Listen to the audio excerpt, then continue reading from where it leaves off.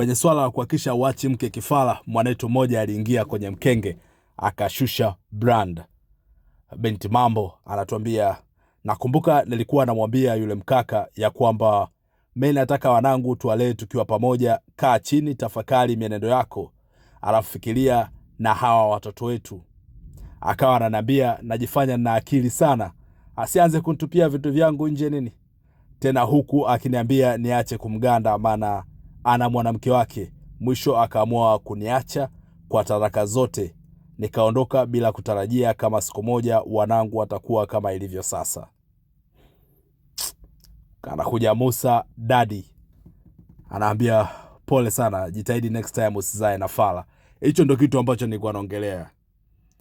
Wapo wanaume wenzetu ambao ni mafala kama ambavyo wapo wanawake ambao ni mafala. Ibaki hivyo. Chini hapo akaja Binti Mambo akamwambia mchizi, namshirikisha Mwenyezi Mungu hili, kwamba namshirikisha Mwenyezi Mungu asizae tena na fala. Iko hivyo.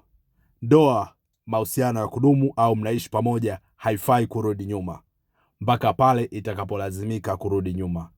Kama unapigwa ikiwa ni mwanamke, kwa mwanaume ikiwa amani haipatikani kabisa hata baada ya vikao vya kwenu na vikao vya kushirikisha watu, na unaona kabisa usalama wako unakuwa mdogo, acha.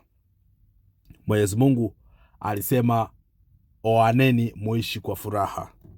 Kama furaha hamna, kila moja apite kushoto, si ndio wazee?